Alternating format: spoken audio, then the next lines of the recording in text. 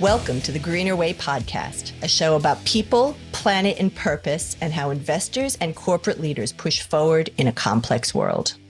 When we talk about taking the nuclear option, it's rarely a positive sign. But is nuclear power a solution to the reliable, emissions-free power generation that our global economy requires to transition to a net zero world?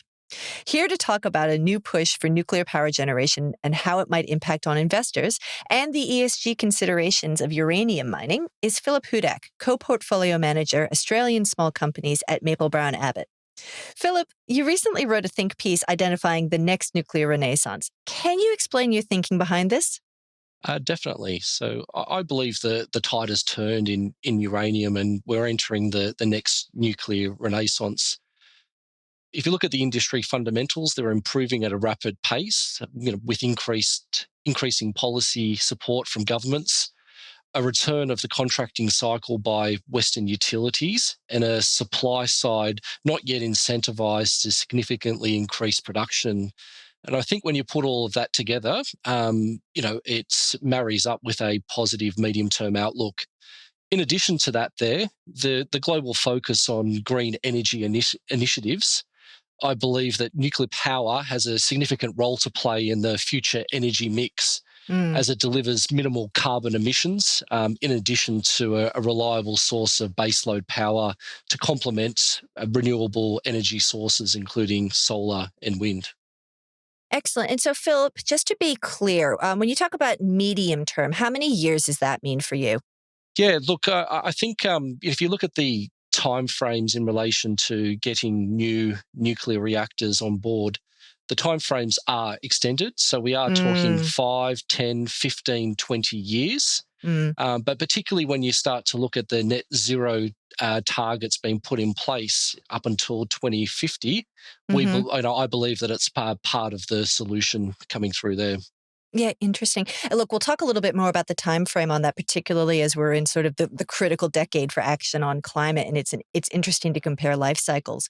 But you wrote this piece about the next nuclear renaissance at a time where political parties and government regulators around the world are identifying nuclear energy as a possible solution. Here in Australia, for example, coalition shadow minister in climate change is talking about using nuclear energy to meet Australia's net zero commitments.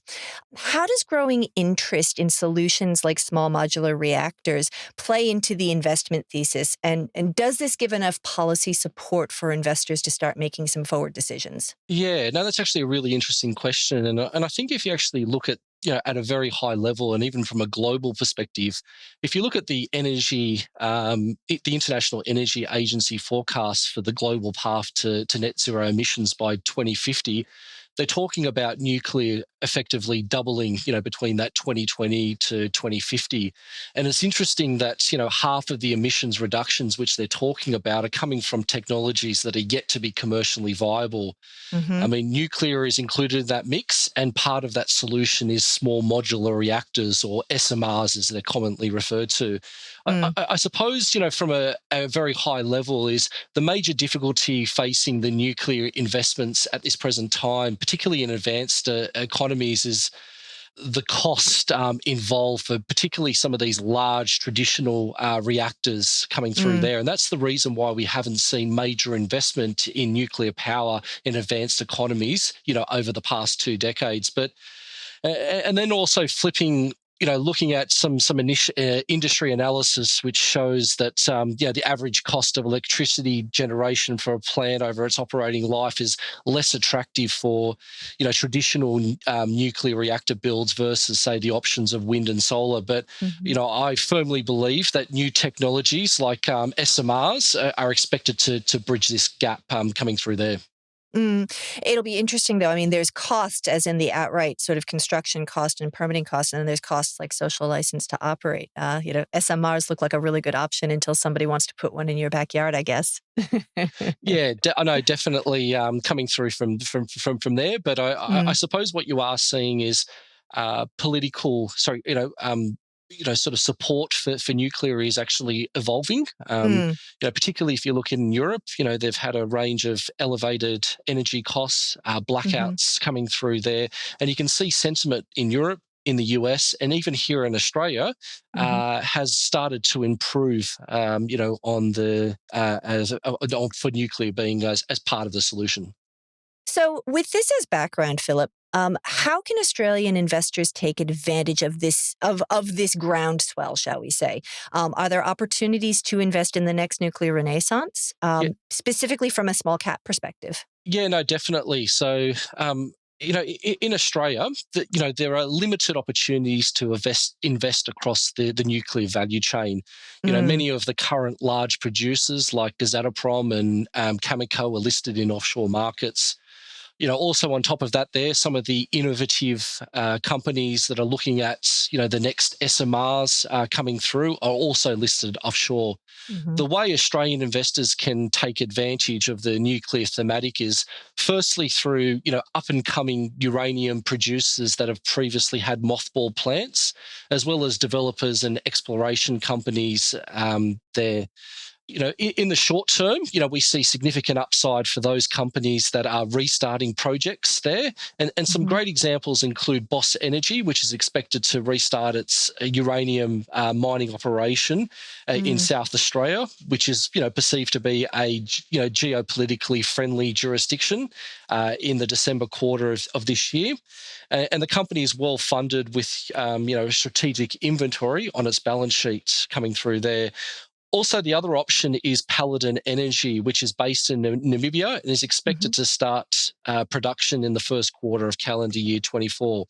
mm, The other way to play the sector is via developers and exploration companies, although these are typically more risky and require sustainably higher uranium prices to make their projects economical, although offer significant operating leverage if the uranium price continues to trend upwards. Okay. So we've had a fairly straightforward conversation about the opportunity set so far. Let's bring the sustainability question in and the ESG question in, Philip. Can you first of all walk me through the way in which Maple-Brown Abbott would consider ESG risks and opportunities, and then delve into those specific opportunities in the Australian market from your perspective? Yeah, no problem at all. So here at the Maple-Brown Abbott Australian small cap strategy, we're bottom up investors looking to exploit idiosyncratic exposures, which we think is the most reliable source of return generation for our investors. However, we need to be cognizant of the industry dynamics and the ESG considerations, and we believe the setup for nuclear is one of the most attractive we've seen for any commodity coming through from there. Mm, From an ESG perspective, the primary trends in motivations for nuclear energy are related to climate change and energy security that we're seeing around the globe. There is a strong political will for this transition to occur at an accelerated timeframe. mhm, However, what we have seen, over the short term is some of the short comings from renewables, notably wind and solar as a reliable source of energy, with any intermittency to be filled potentially by nuclear as a reliable source of carbon-free baseload power going forward. mhm, From a fundamental perspective, we see the supply demand characteristics being highly attractive, but we are cognizant from an ESG perspective of some of the key risks in this sector. First of all, is safety. mhm, It's highly publicized nuclear accidents such as Three Mile Island, Chernobyl, Fukushima. mhm, However, the narrative that nuclear is unsafe, may not meet the reality that actually came through. The other key ESG consideration is waste management. The mm, safe disposal of nuclear waste remains critical to the public acceptance of nuclear. And if you look at where most of the disposal or half the disposal actually is, it's currently at existing nuclear power plants. With a need of countries to develop more long-term solutions for recycling and or geological disposal of mhm, nuclear waste. And then finally is the regulatory environment. The last 20 years have been highly unfavourable from a political point of view in mhm. relation to the cost of new developments, the regulatory requirements, particularly in developed economies, which has seen the costs of producing new nuclear plants being a lot Mm. higher than in developing countries. That's a really good broad overview of the sector, Philip, but specifically speaking to those Australian uranium miners that you were talking about before potentially, how do you do that granular analysis to identify, there's other risks that there's social license to operate, community interest in increasing nuclear mining for the people on the ground in those communities, for example? How do you build that into your analysis? Yeah, so look, if you look at the components that we do look at as part of our investment strategy, is we look at it from an environmental, social, and governance component there, Hmm. and particularly on that social side, particularly those sort of operations which are outside of Australia, like Namibia. We Hmm. do actually take into consideration the impact that they're actually having on local communities there. And what we actually find is actually it can have negative connotations, but also positive implications as well, given that they are significant employees, Hmm. employers of the region kind of coming through there. But we also take that into consideration. And then social license to operate in terms of permitting and regulations for expanding. Do you see headwinds and challenges in individual jurisdictions around sort of either bringing operations back online or expanding existing operations? Yeah, look, I mean, each of the jurisdictions have their different nuances there, Of but I think, course. what we've actually seen is a strong political will Mm, for an increase or less restrictions in relation to uranium or nuclear production there. And so, what we actually expect is the potential of some of these regulatory overhangs, particularly in some of the developed economies, to be loosened from what they have been over the last 10 or 20 years. excellent. Okay.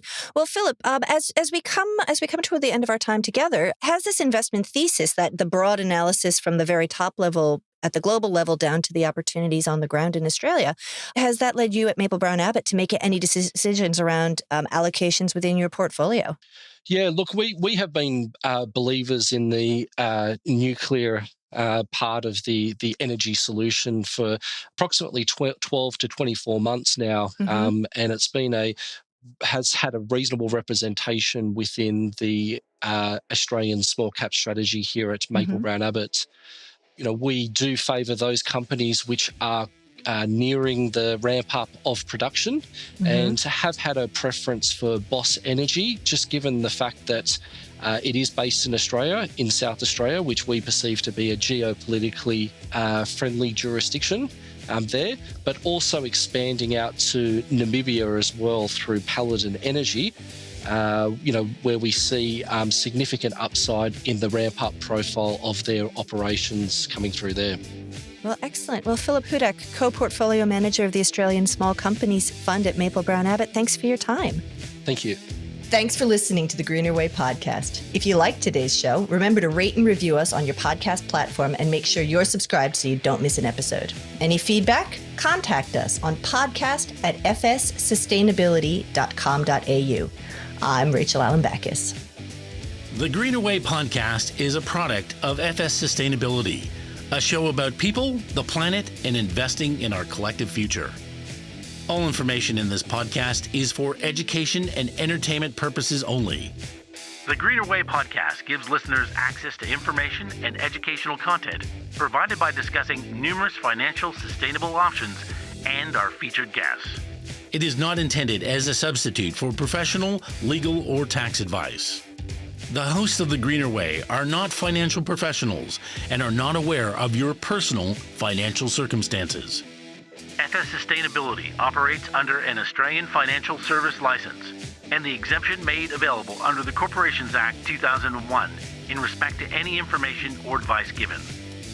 Before making any financial decisions, you should read the product disclosure statement and, if necessary, consult a licensed financial professional. For more information, head to the disclaimer page on the FS Sustainability website, fssustainability.com.au.